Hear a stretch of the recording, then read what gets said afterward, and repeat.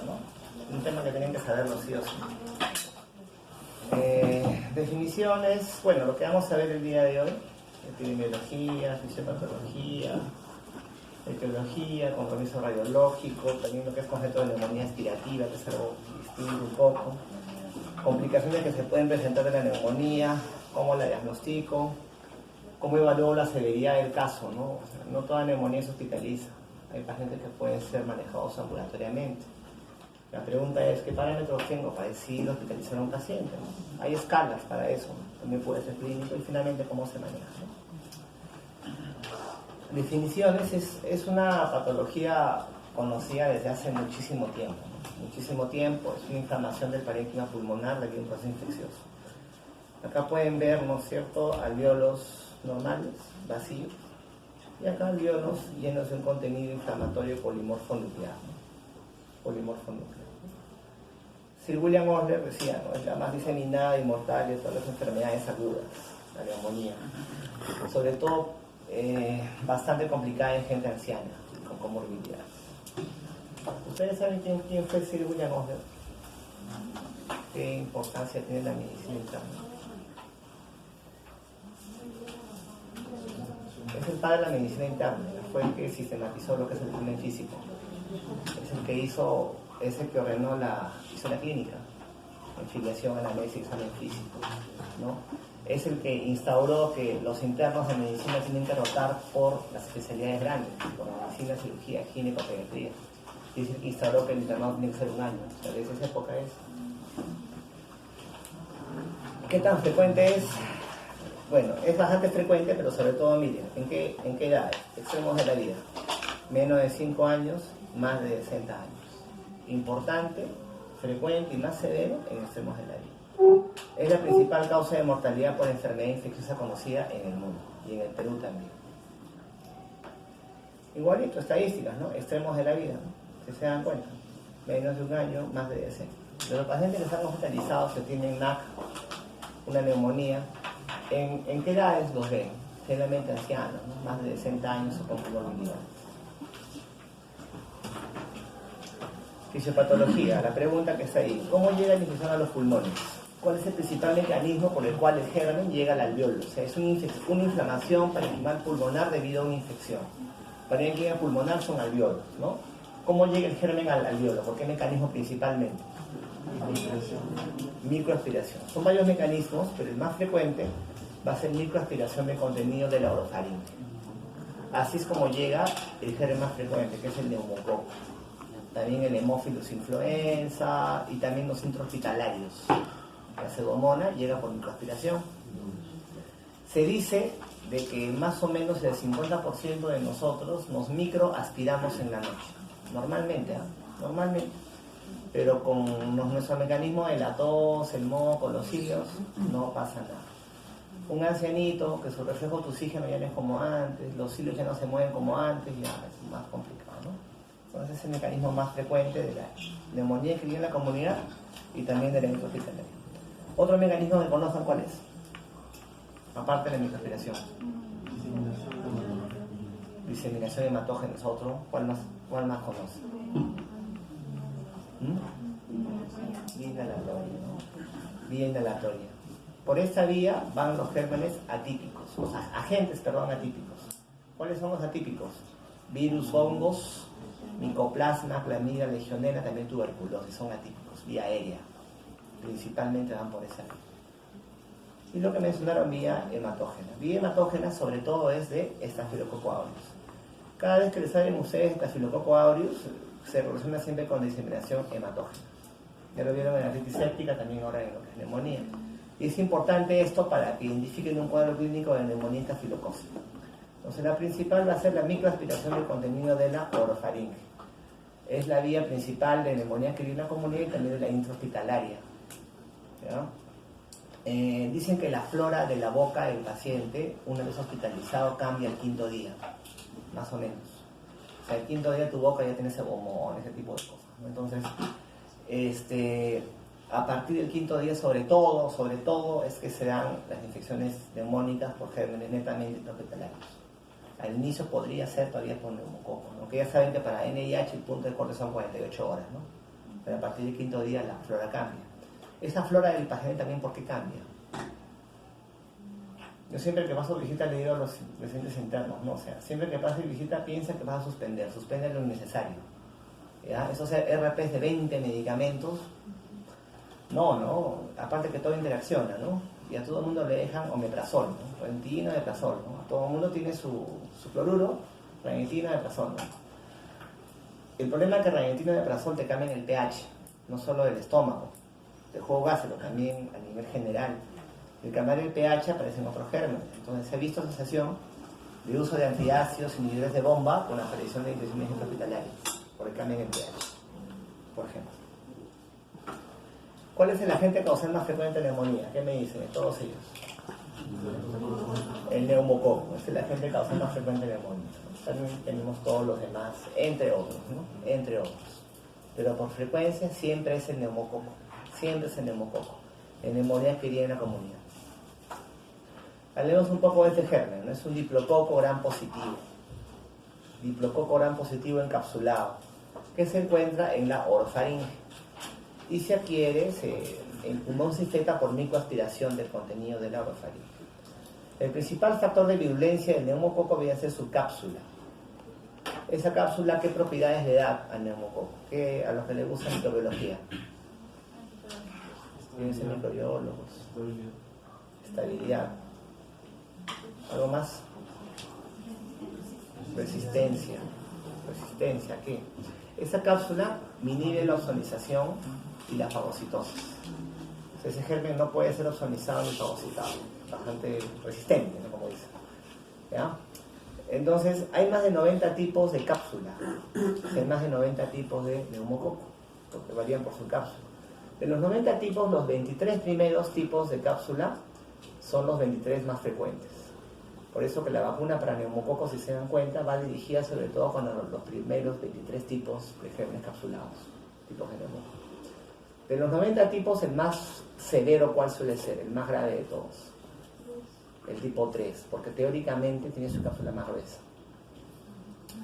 Ahora, cuando tienes un germen capsulado, uno de los órganos que me defiende contra los capsulados es el vaso. El vaso. Entonces, en un paciente sin vaso, aesplénico, o sea, que le han sacado el vaso por una cirugía, o que tiene vaso pero no funciona, el neumococo será frecuente. Hace sepsis ese paciente. O sea, te ponen una pregunta, paciente aesplénico, con sepsis, neumococo. Ya. Ahora, clínicamente podrán tener algunos datos clínicos que me señalen, esta es una neumonía neumocócica, clínicamente. Por ejemplo, el esputo clásico de la neumonía neumocócica, ¿cuál es? ¿Cómo lo describe? El esputo es rumbroso, medio rojizo, anaranjado, es rumbroso, como de hierro, ¿no? Medio anaranjado, como oxidado, es rumbroso. Es el clásico esputo de la neumonía neumocócica, clásico. A nivel radiológico, ¿qué es lo que me da la neumonía neumocócica? La consolidación lobar de un solo lóbulo, por lo general en base derecha, también puede ser izquierda, pero la consolidación lobar. ¿Cómo me doy cuenta? ¿Cómo sé que esa mancha que está ahí, esta opacidad acá, es una consolidación? ¿Cómo sé? Broncorama aéreo, ¿no? Que acá obviamente por la imagen quizá no se ve, pero ¿cómo ven el broncorama aéreo? O sea, un patrón de consolidación, un patrón de condensación, una consolidación alveolar, es que el alveolo está lleno de un contenido líquido. Ese líquido puede ser agua, puede ser sangre, puede ser pus, en este caso pus. Pero ojo, el alveolo, no los bronquios. Entonces ves un fondo blanco, algodonoso, que son los alveolos llenos de pus, y en el fondo blanco espacios aireados, como tubos llenos de aire, que son los bronquios. Eso deberías verlo acá, ¿no? Que no se puede ver por la imagen. Pero en la tomografía sí lo puedes ver, mira. Es una consolidación y broncograma aéreo. Ese es el diagnóstico de neumonía. Bueno, no, de patrón alveolar. Una de las causas es neumonía. Si es en un solo lóbulo, probablemente sea neumonía. Si es bilateral, puede ser una conversión pulmonar, una falla cardíaca. Si se dan cuenta, acá también tiene líquido, ¿no? Un poco de derrame pleural. Porque parte de las complicaciones de la neumonía es el derrame paraneumónico, que la mayoría de las neumonías lo presenta. Ahora, ¿qué otras patologías me produce el neumococo como principal causa? Aparte de neumonía que hay en la comunidad, el neumococo también es la principal causa, por ejemplo, de neumonía redonda. Llamada así porque el infiltrado es redondeado, ¿no es cierto? ¿Han escuchado eso? En radiología, ¿qué les han enseñado? ¿Qué les enseñó Otto Martínez? Radiología. Neumonía redonda. Se paran quejando desde eso. No sé qué problemas. Bueno, se llama así porque la consolidación tiene esa morfología, ¿ya? Redondeada. Eso ocurre en muy niños y muy ancianos. Vamos a ver por qué. También es la principal causa de neumonía post-influenza. O sea, las neumonías virales se pueden sobreinfectar por neumococo, por ejemplo. También es la principal causa de derrame paraneumónico. Derrame paraneumónico no es igual a empiema. El derrame paraneumónico por lo general es un exudado estéril, por lo general que acompaña a la consolidación, como vimos en la tomografía anterior. ¿Ya? Más del 50% de neumonías neumocócicas me hacen derrame paraneumónico. O sea, va junto con eso. Es también la principal causa de otitis media aguda. Y también la principal causa de sinusitis aguda. Si sinusitis y otitis me la produce neumococo, ¿quién me la produce la amigdalitis? Aguda. Principal etiología. Piógenes. Streptopiógenes, amigdalitis aguda. Otitis, sinusitis, neumococo. Peritonitis bacteriana espontánea. Lo más frecuente es en cirróticos. Ahí es E. coli. Pero en síndromes nefróticos, sobre todo en niños, el nefrótico por orina también pierde inmunoglobulinas. Es hipogamoglobulinémico. Y tiende a hacer infecciones por gérmenes con cápsula, como el neumococo. Podría ser. Como les dije, sepsis en pacientes sin vaso, esplenectomizados. Te ponen un antecedente sin vaso, séptico, neumococo. Meningitis bacteriana. La meningitis bacteriana en adultos no es por meningococo, es por neumococo, la principal causa, la causa más frecuente. Y estos pacientes a veces tienen antecedentes previos, por ejemplo, de sinusitis, otitis y hacen meningitis. Neumonía en VIH. VIH con neumonía, la principal causa no es neumocistis, es neumococo, neumonía neumocócica, y me da consolidación. Entonces, neumococo no solamente es la principal causa de neumonía, también me produce las patologías. Esto es sacado del Mandel, un libro de infectología. Mira, sepsis post-esplenectomía. A la cabeza, neumococo. Abajito, Haemophilus influenza. Esta es la edición del Mandel del 2009. El Mandel del 80 y tantos, digamos, que es un libro de infectología, el cuadro al revés. La causa más común de sepsis era Haemophilus influenza, así de lejos, 90%, y abajito neumococo. A partir del 86 cambió por la vacunación. La vacunación contra Haemophilus influenza tipo B hizo que ese casi disminuyera. Eso les digo siempre a los residentes, ¿no? Los que van a postular residencia, porque agarran, pues, ¿no? Las preguntas antiguas de residentado, ¿no? Y son los que se memorizan la respuesta, ¿no? Pensando que cada cierto tiempo se repite, ¿no? ¿Qué? Entonces, cuidado, pues, porque en infecciosas cambia la cosa. ¿Por qué? Porque el antibiótico cambia el germen, cambia la epidemiología. Entonces, respuestas muy antiguas te decían que el Haemophilus es más frecuente, que actualmente es neumococo. O sea, ese antecedente es básico. Cuadro clínico ya lo mencionamos, esputo rumbroso, la consolidación, ¿no? Ya lo hemos mencionado.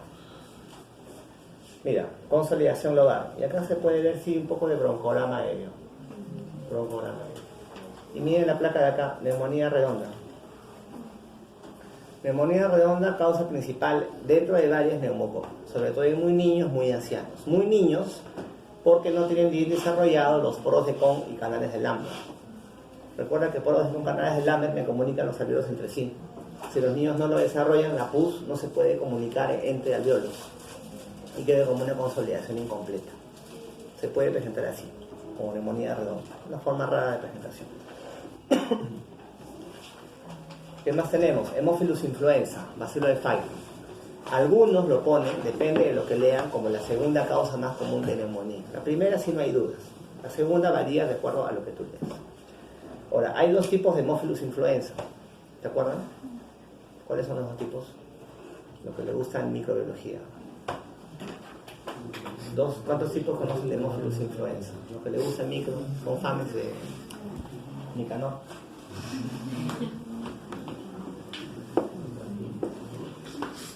Ya.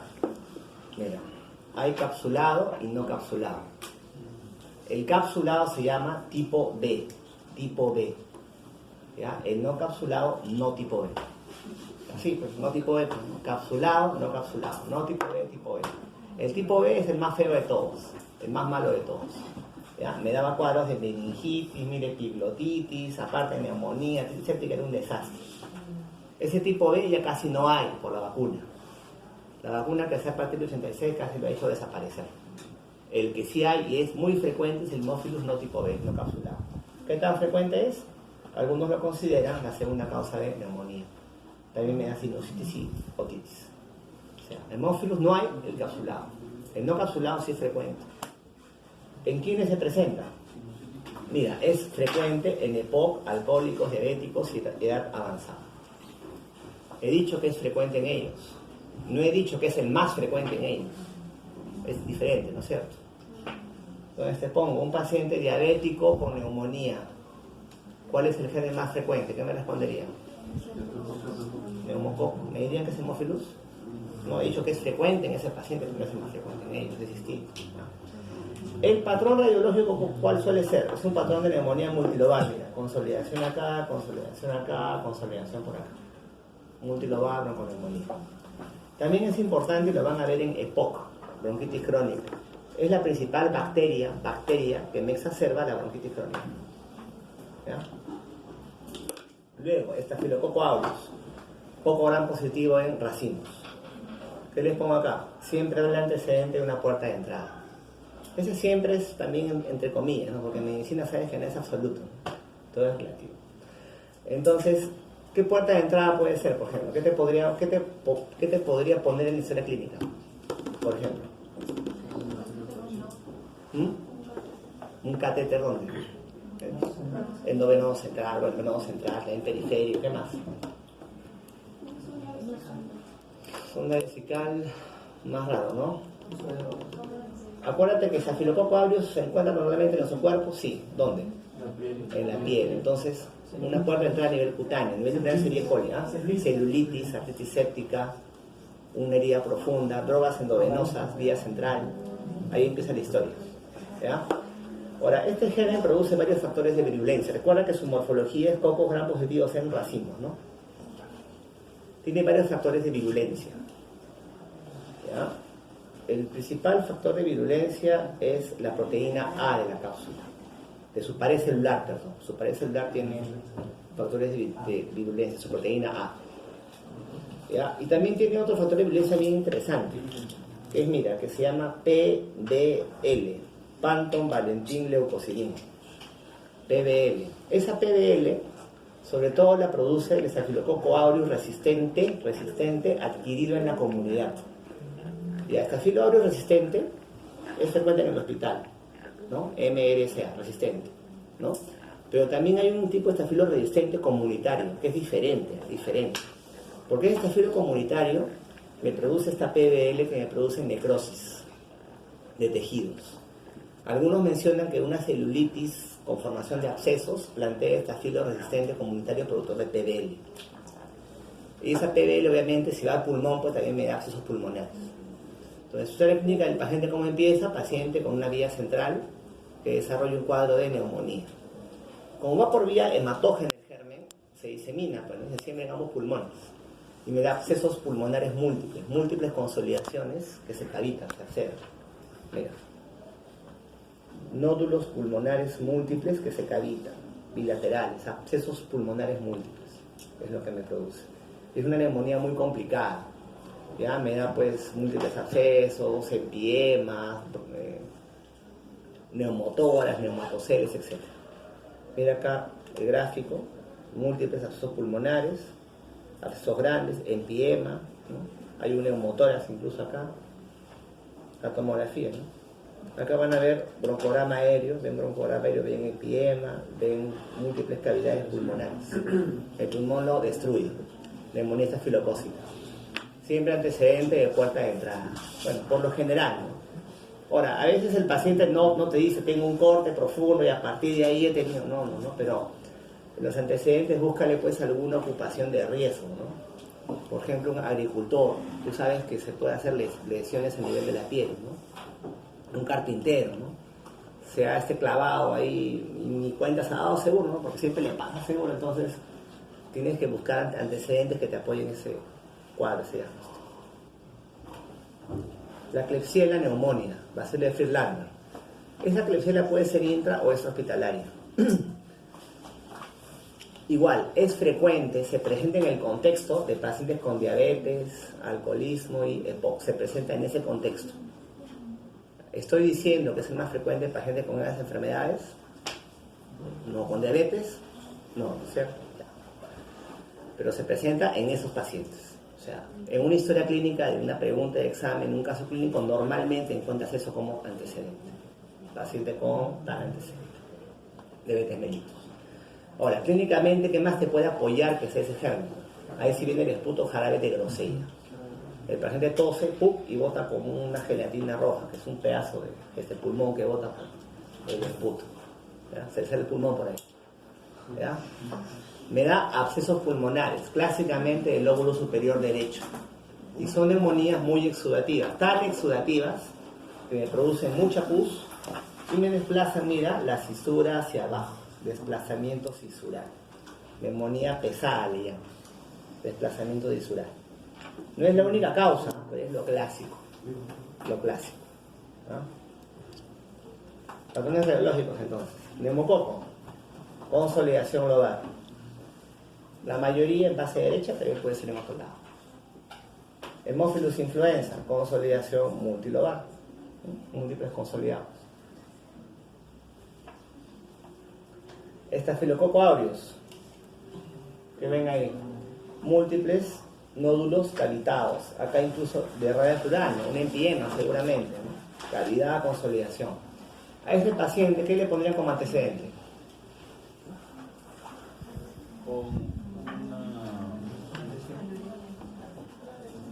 Una puerta de entrada, celulitis, drogas endovenosas, venoso, etc. Miren acá la cisura de la neumonía neumocócica. Miren esta cisura. ¿Ya? Ahora miren la cisura de la rivalidad por Klebsiella. Abombada hacia abajo. Desplazamiento cisural. Es clásico, pero no patognomónico. También puede ser por otra causa. Y si se dan cuenta, la consolidación es homogénea. Acá está más radiolúcida la lesión, como que se está cavitando, abscedando. Era abscesos pulmonares. Neumonía por Klebsiella. Primera pregunta, a ver.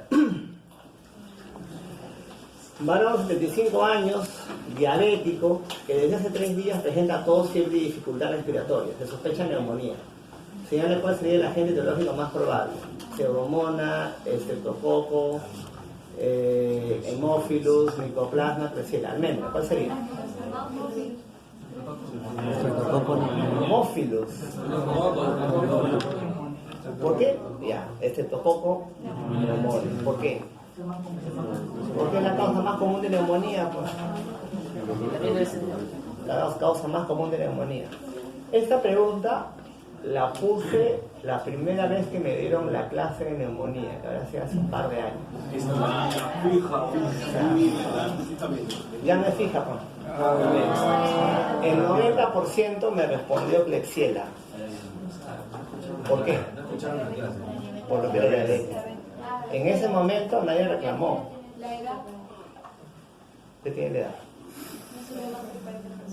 ¿Qué les he dicho al inicio? El germen más común de todos siempre es neumococo. Determinado germen se presenta bajo cierto contexto. Pero si acá me decía, si yo les aceptaría, digamos, ese reclamo, que la clave es la E, estaría aceptando que pasen visita un día y en un abuelo con neumonía y diabético, no, este germen es la Klebsiella, diría. Siempre es neumococo, ¿no es cierto? Siempre es neumococo. Es el más frecuente. ¿Ya? Ese reclamo ni siquiera me vine a acabar el examen, me vine en enero.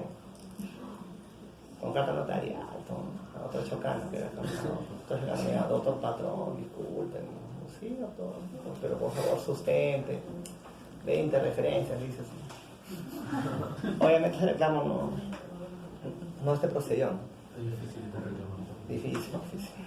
Entonces, ¿qué cosa ustedes le cambiarían en el enunciado, sí, para que la clave sería la E?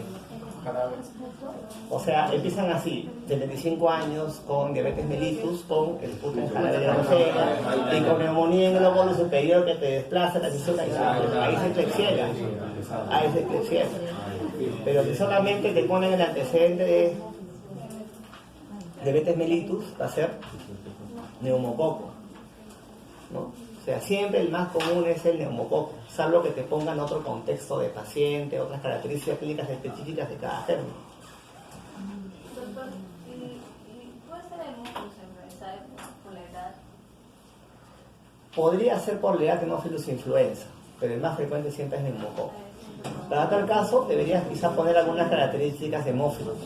Por ejemplo, ¿qué le pondrías en el enunciado? ¿Qué más le pondrías para que marques la ABC? Por ejemplo, ¿qué le pondrías? ¿Puerta de entrada hemófilos? No. Un patrón radiológico multiglobal, quizás también antecedente de bronquitis crónica EPOC, algo por el estilo. Pero el más común siempre es neumococo, salvo que le juegan características clínicas específicas de cada germen. Tiene un poco de ventilador.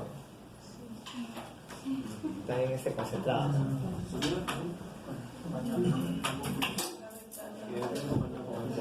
Ponen 3. 3. Para secar. Ya, seguimos. Ya. Neumonía. Otra forma de que se clasifiquen las neumonías de forma antigua, clásica, digamos, es típicas y atípicas. Todavía vale eso. ¿A qué le llamaban ese tipo de neumonía? La típica. La que traía consolidación. Miren, acá sí se ve, ¿no? Todo algodonoso con glucorama N. La causa más común de esa neumonía típica era neumococo. La típica no me daba consolidación. ¿Qué es lo que me daba? Un patrón intersticial bilateral. Con quizás algunas consolidaciones. Pero la típica era patrón intersticial bilateral. La causa más común, ¿cuál es ahí? La típica. No, la más común. Micoplasma neumonía, la más común. Pero ese patrón no es patognomónico de micoplasma, es un patrón de neumonía típica. Puede ser micoplasma, clamidia, hongos, virus también. Pero lo más común es micoplasma neumonía.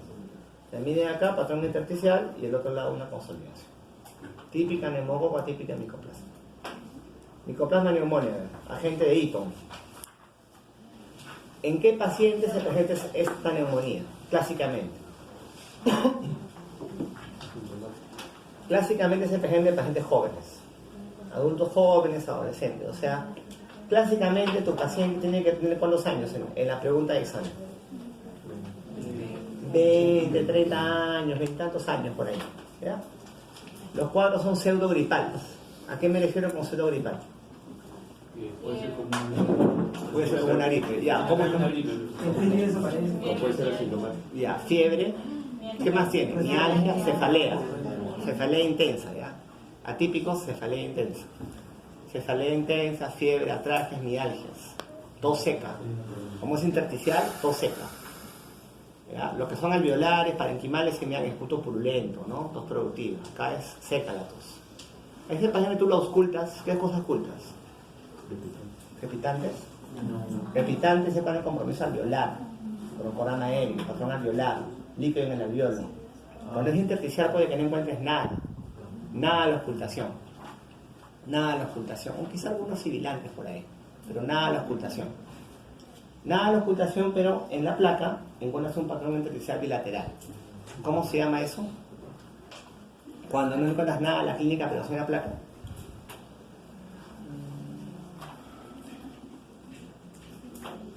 Disociación clínico-radiológica.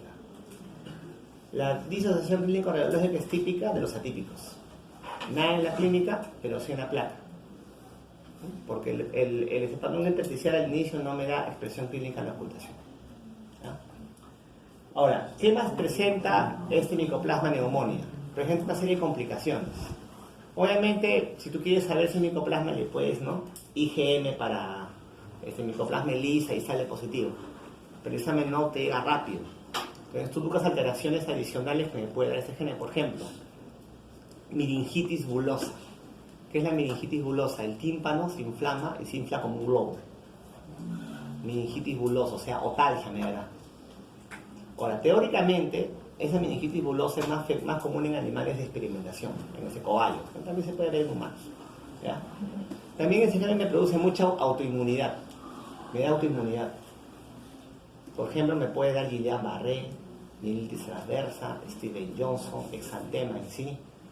Y es común, más o menos, refieren en un 30% o menos, presencia de crioglobulinas, anticuerpos fríos, circulantes, que en ocasiones pueden ser desencadenantes de anemia hemolítica autoinmune por anticuerpos fríos. O sea, anemia hemolítica por anticuerpos fríos y neumonía, micoplasma neumónico. Esta gente va con mucha autoinmunidad. No se presenta en todos, ¿eh? Pero dentro de las causas desencadenantes de anemia hemolítica por anticuerpos fríos se encuentra este agente. ¿Qué pasa si este germen no lo manejo?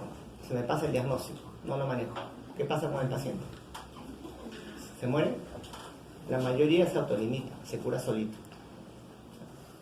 Por eso en algunas guías ni siquiera le dan importancia. Se puede curar solo, pero claro que también puede complicarse. ¿Ya? Es la causa más común de neumonía atípica, sobre todo ya saben qué paciente. ¿Qué otro germen atípico recuerdan? Legionella neumófila. Esa legionela neumófila también se contagia, se transmite por vía aérea. Y esa legionela vive dentro de amebas de vida libre, acantamebas. Las amebas de vida libre se encuentran ¿en dónde? En el agua, gotas de agua en el agua, ¿no? Ahí viven. Y se ha visto que se encuentra sobre todo en aquellas amebas de vida libre que viven dentro de conductos de aire acondicionado. El aire acondicionado, cuando lo prendes, el vapor se condensa y te da agua, ¿no es cierto? El agua se acumula ahí. No lo prendes por mucho tiempo y dentro de la ameba viven las legionelas. Tú lo prendes y se disemina la legionela, ¿no? Por eso que se asocia mucho con contacto con conductos de aire acondicionado. Y la primera descripción consiste con eso. Había una convención de legionarios en Estados Unidos, que era este grupo de semigos, ¿no? Que fueron a una convención en un hotel, ¿no? Y estos legionarios, a la semana, varios de ellos hicieron un cuadro febril y respiratorio, que fue consistente con esto, por eso le pusieron así, legionela. Ahora, este género me produce dos tipos de cuadros. Un cuadro autolimitado, que se cura solito, que es la fiebre de Pontiac, que es como una gripe. O sea, cefalea, fiebre, todos unos días, se cura solo lo que había tenido, tuviste eso, no te dice ni cuenta. ¿Ya? Y el cuadro más severo se llama legionelosis, o enfermedad de los legionarios, ¿ya? Que se asocia, por lo general, a contactos con conjuntos de aire acondicionado. Ahora, quizá el paciente no te diga eso, ¿no? Me prendí el aire en mi calle, ¿no? Y desde ahí tengo ese problema. Pero tengas un antecedente que me sugiera eso, contacto con aire acondicionado. ¿Qué antecedente buscarías en tu historia clínica que me sugiera contacto con aire acondicionado? A ver, ¿saben dónde? Oficinas, por ejemplo. Transporte público, bancos, el tren, ¿no? Centros comerciales. En un centro comercial, ¿no? En una convención, quizá, ¿no? Un hotel, ¿no? Bueno, no sé. Entonces, ese es el cuadro más grave causado por ese germen. ¿Cuál es su expresión clínica? Una bronconeumonía. Si bien es cierto, es un agente atípico, radiológicamente me da compromiso también alveolar bilateral, o sea, compromiso intersticial y alveolar bilateral, bronconeumonía severa, muy grave, con compromiso extrapulmonar. ¿Qué quiere decir? Que también esto se manifiesta, por ejemplo, con alteración de la conciencia, hiponatremia, hematuria, elevación de transaminasas, asociaciones musculares. O sea, compromiso pulmonar severo y extrapulmonar grave, con antecedente de contacto con aire acondicionado. Quizás si ese cuadro de bronconeumonía ocurre en un paciente ancianito de 90 años, bueno, puede justificarlo, ¿no? Hacen esos cuadros esos pacientes, ¿no es cierto? Cuadros severos de neumonía. Pero si uno de ustedes me hace un cuadro así pulmonar severo bilateral, No se justifica, ¿no es cierto? Es joven, podría plantear esto. En el Perú, que yo sepa, no se han descrito casos. Los neumólogos me dicen, yo sí he visto legionela, a ver, el artículo reportado no hay, ¿no? Entonces, no se sabe acá exactamente qué tan frecuente es. Si se quieren diagnosticar, la sospechan, ya saben cómo sospecharla, le piden al paciente antígeno urinario para legionela. Así se diagnostica. Ahora, ¿cómo se manejan los atípicos? Con macrólidos. ¿Cuáles son los macrólidos? Eritromicina, acitro, flucloxamina. De elección, eso es en Mycoplasma pneumoniae. ¿Ya? Ahora, en la legionela se ha visto ciertas zonas de resistencia a los macrólidos, por eso se sugiere levofloxacino. Para tal caso, para ambos gérmenes son alternativas, levofloxacino, macrólidos. Ahora, esos datos epidemiológicos de resistencia de la legionela es más en China. Los chinos tienen resistencia, macrólidos con legionela, acá no se sabe. Son alternativas que tienen para atípicos. ¿Qué otro atípico conocen?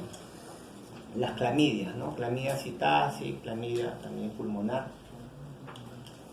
También me dan cuadros atípicos de neumonía. Recuerden que los cuadros atípicos se manifiestan con cuadros pseudogripales. O sea, cefalea intensa, tos seca, artralgias, mialgias. Si sospechen ese germen, el manejo es doxiciclina. Doxiciclina por 14 días. Gérmenes atípicos entonces se manejan con macrólidos, levofloxacino, doxiciclina. Aparte del levofloxacino también se pueden dar otros antibióticos de ese grupo. ¿A qué grupo pertenece antibióticos? Fluoroquinolonas. Pero fluoroquinolonas respiratorias. ¿Cuáles son las fluoroquinolonas de ese tipo, respiratorias? ¿Cipro? No es cipro, cipro no es fluoroquinona respiratoria, porque cipro no me cubre gérmenes de la vía respiratoria. Es levofloxacino y moxifloxacino. Moxifloxacino y levofloxacino son para gérmenes respiratorios, como neumococo. En cambio, cipro no me cubre neumococo, no sirve para vía respiratoria. O sea, gérmenes atípicos, macrólidos, fluoroquinolonas o doxiciclina como alternativa. Recuerden que la clínica de los atípicos va con cefalea intensa, tos seca.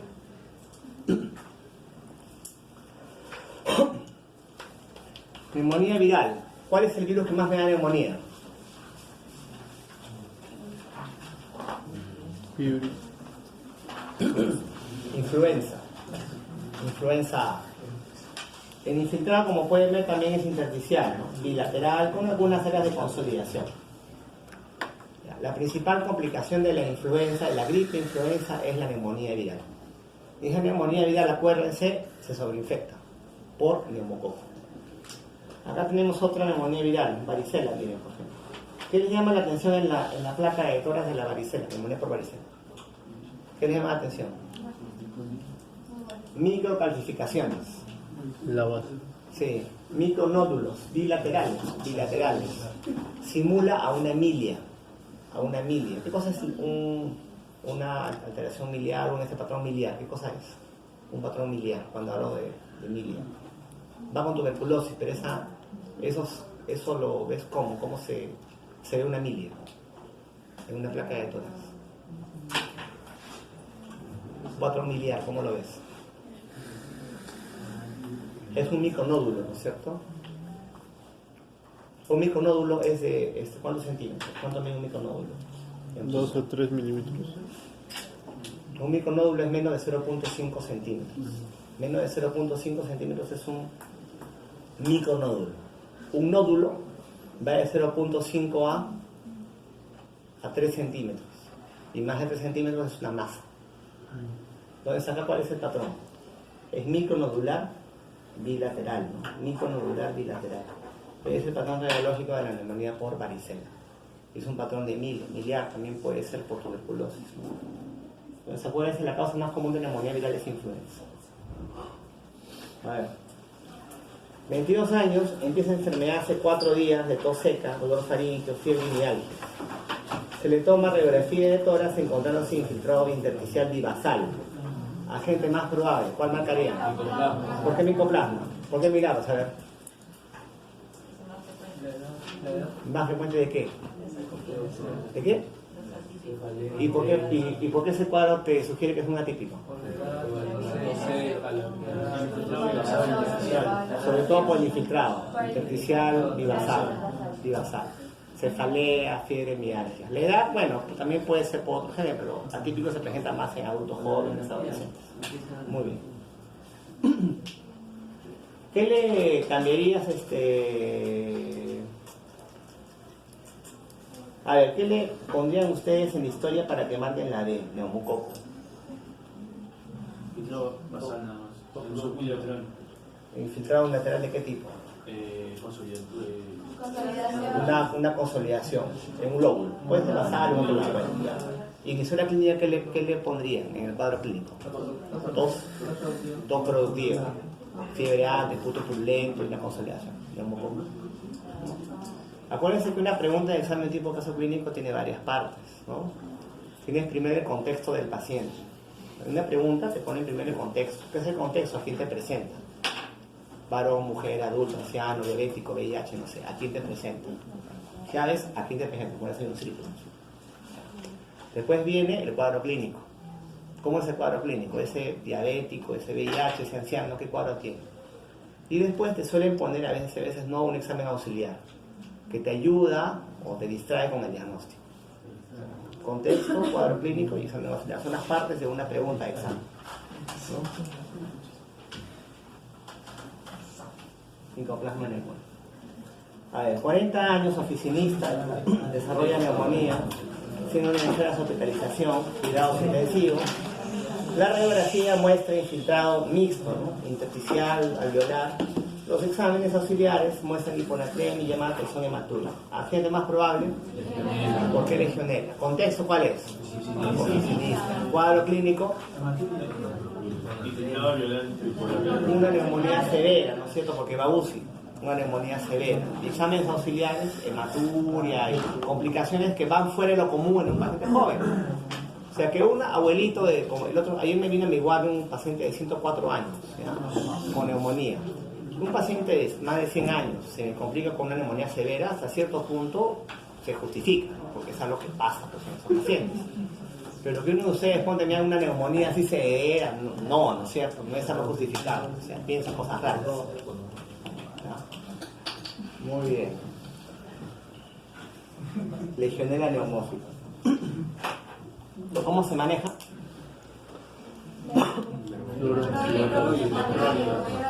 Anatorio soleo, ¿no? Si quiero confirmar el diagnóstico, ¿qué le pido? Origen urinario para legionela. Fácil. Ahora, neumonía aspirativa. ¿Cuál era la principal vía por la cual los gérmenes llegaban al pulmón? Micoaspiración. Entonces todas las neumonías serían aspirativas. ¿Y a qué le llaman neumonía aspirativa? Claro, o sea, si la principal mecanismo es micoaspiración, ¿a qué le llamas neumonía aspirativa? ¿Por qué la separas? ¿No? ¿Cuándo es masivo? Va por el volumen. No hay un volumen exacto, pero es debida a una aspiración de gran contenido de la orofaringe. Sobre todo en pacientes con riesgo de aspiración. ¿Quiénes son los que tienen riesgo de aspiración? Postrados, ancianos con problemas neurológicos, ¿no? Secuelas de infartos cerebrales, ¿no? Ahora, ¿cuáles son los gérmenes más aislados, que más se aíslan en una neumonía aspirativa? Los que más se aíslan. ¿Cuáles son los gérmenes más aislados en cultivos de neumonía aspirativa? Sí. Más aislados, porque más lo identificas por cultivo.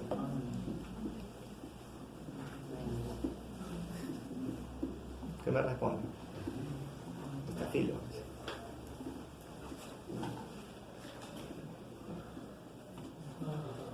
¿Qué responde?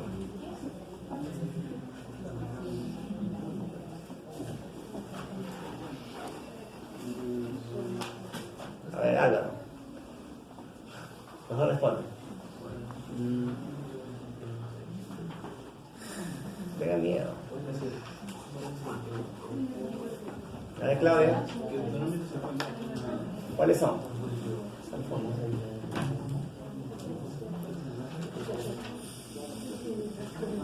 ¿Anaerobios? Siempre es el neumococo. ¿Qué cosa sucede? Pero se sabe que hay una gran proporción de anaerobios. Pero ¿cuál es el problema? Son de difícil cultivo, no pueden cultivarse. ¿O alguna vez ustedes me han mostrado un cultivo que se aíslan anaerobios? Son de difícil cultivo, pero tú asumes que están ahí presentes, que están presentes. Si los aíslas, los aíslas con algunos cultivos especiales. Ahora, ¿en qué pacientes tú vas a sospechar fuertemente de anaerobios? En aquellos que tienen riesgo de hacerlo, por ejemplo, mala higiene oral. ¿No han visto pacientes con caries así, dentales, accesos por todo sitio ya? Alcohólicos. Y otros pacientes más. Y también los pacientes que respiran gran contenido de clorofenina. Siempre en cavidad oral buscar anaerobios. Así no los encuentran de cultivo sospechan, porque están presentes. ¿No? Incluso, mira, una forma de sospechar anaerobios es que mandes secreción purulenta para cultivo y tú mandas esa secreción con pus franca y tú juras que ahí se crece algo, ¿no? Pero si en esa pus que mandas no crece nada, ¿qué sospechas? Anaerobios, porque no crece entonces. Claro, si fuera estafilococo aureus al toque crece, ¿no? Pero si mandas pus franca, una pus fétida, acá debe haber algo, ¿no? ¿Cómo no va a crecer nada? Ya, pues, anaerobios. Claro, cultivos negativos se ponen ahí por eso. Cultivos negativos, anaerobios. Otra característica es esputo fétido. Cuando huelen un esputo de un paciente con neumonía por anaerobios nunca se va a olvidar. El esputo es fétido. ¿Ya? Esos pies diabéticos que huelen a los 1000 diablos, fétidos, anaerobios. Pensar en anaerobios. La pregunta es, ¿qué anaerobios son los que colonizan la cavidad oral? No, eso es lo aerobio. La salmonela, ¿qué cosa es? Aerobio. Aerobio. Es un bacilo gran negativo no fermentador, ¿no? Ya, anaerobios. ¿Ese tococo qué?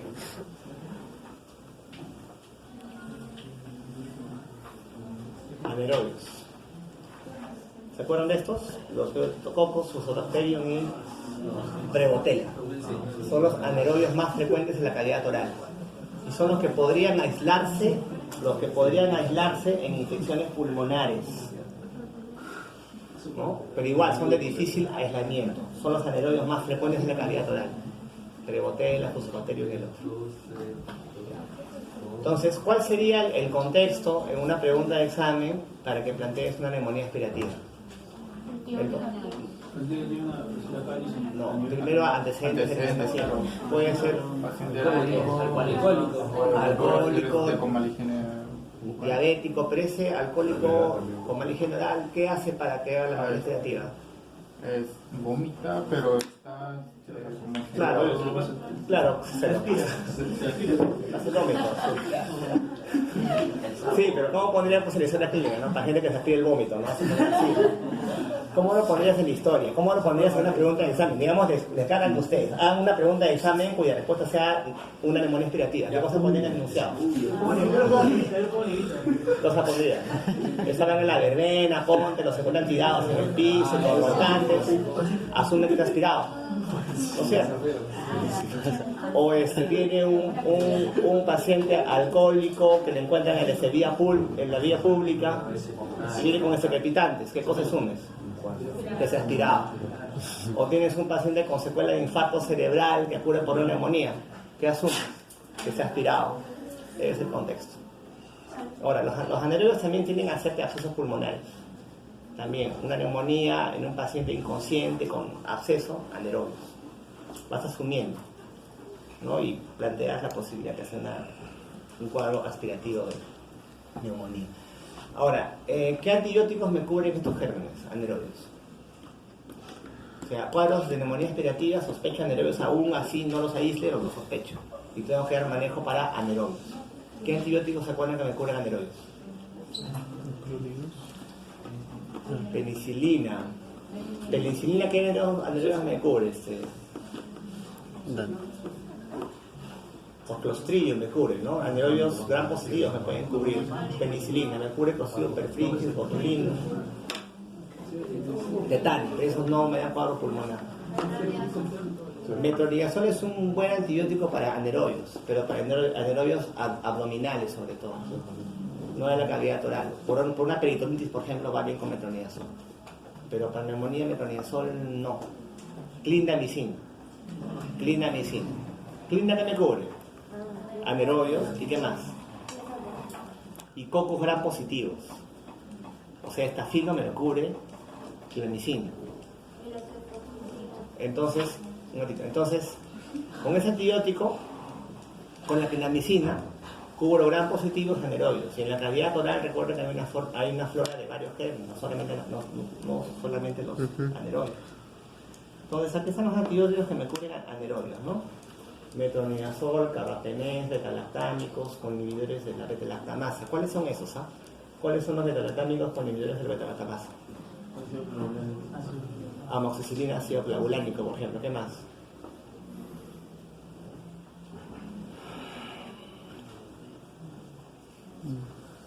Ese es fármaco.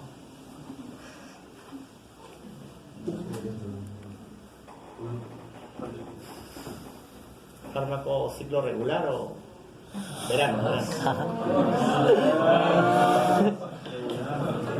Ampicilbactam. ¿Qué más? Hiperacilina con el tazobactam. Cubren anaerobios. El pipetazo. ¿Y los carbapenés cuáles son? Imipenem, meropenem, ertapenem, me cubren anaerobios. Ya. De los antibióticos que se mencionan acá, los que son de elección para neumonía es la clindamicina. Porque me cubre gram positivos de la cavidad oral y también anaerobios. Alternativas a clinda tienen, por ejemplo, amoxi, clavulánico, ampicilbactam o carbapenems. No se recomienda metronidazol por el hecho que solamente me cubre anaerobios, más que nada abdominales. Si das metro, dalo con una penicilina quizás, pero no es lo más recomendable. Entonces siempre se deja clindamicina para manejo de neumonía aspirativa, de elección. Acá solemos asociarlo a ceftriaxona o levofloxacin, o sea, damos ceftriaxona. ¿Por qué? Porque también asumimos que en la cavidad oral hay una flora de cualquier cosa, puede hay gram positivos, gram negativos, anaerobios, ¿no es cierto? Hay que cubrir todo. Entonces ya saben cuándo identificar una neumonía aspirativa y saben qué es lo que tienen que dejar. Complicaciones de la neumonía, absceso pulmonar. ¿Qué gérmenes de los que les he contado ahorita son los que se abscedan? De los que les he contado ahorita. Me dan absceso. Klebsiella 1, muy bien. ¿Qué más? Anaerobios. De los que les he contado. Micoplasma, no. Estafilo, pero me da múltiples, absceso. ¿Cómo se manifestará un absceso pulmonar? O sea, cuando dentro de tu neumonía viene tu paciente con fiebre, tos, puto purulento, cuando tú piensas, oye, parece que estás en un absceso. ¿Cómo se manifestará? Fiebre, ya. Disnea, pero eso es la neumonía, igualito, ¿no? Claro.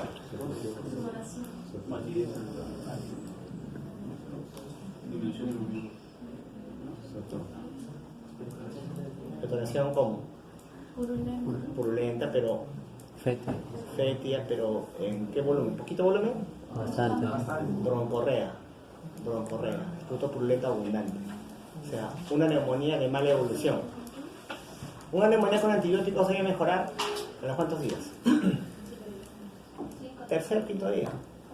Estás una semana y tienes puto purulenta abundante, pensar que quizás está complicándose con un absceso, ¿no? Y obviamente fétido y todo lo demás, ¿no? También pacientes que se aspiran